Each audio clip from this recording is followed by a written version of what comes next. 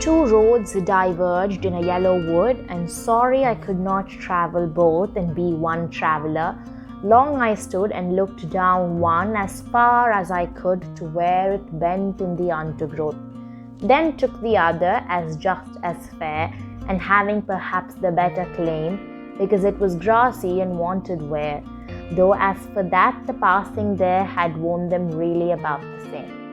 And both that morning equally lay in leaves no step had trodden black. Oh, I kept the first for another day, yet knowing how way leads on to way, I doubted if I should ever come back. I shall be telling this with a sigh, somewhere ages and ages hence. Two roads diverged in a wood, and I took the one less travelled by, and that has made all the difference.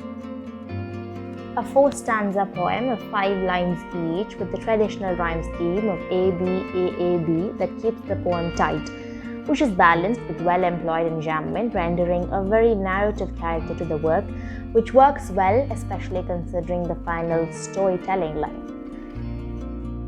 The Road Not Taken is a poem that refuses to divulge a single idea. Instead, it's a path fuelette, a masterpiece offering itself to multiple open-ended interpretations and somehow remaining anchored in its core idea, the inevitability and difficulty of choice. Frost wrote this as a joke, recounting a walk in the woods with his friend, the poet Edward Thomas, and his struggle to pick one path over the other. The poem opens with a dilemma, a fork in the road. The speaker is in the shoes of Edward Thomas. Frost's urgency in introducing the wood as yellow carries significant poetic weight. Defining the wood with one feature prefigures one of the essential ideas of the poem, the insistence that a single decision can transform a life. The speaker is tempted to eliminate the compulsion of making a choice and travel both paths, but that's a temptation reserved for the imagination and the poem. He distinguishes one path from the other, perhaps in what is called an attempt to translate an instinct into a calculated decision, before doubling back to say they had both been worn the same. The tone shifts here from a reflective narrative to something more dramatic.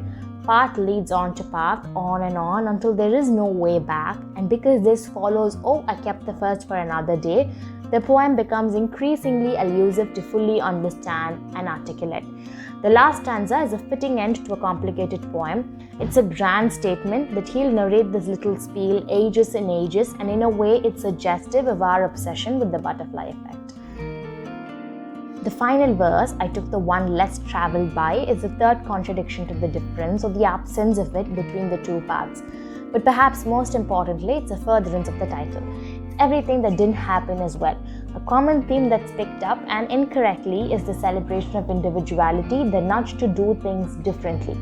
But that's not quite it. It's more about how you're always going to leave something behind, and life is about being brave to go far enough and not look back.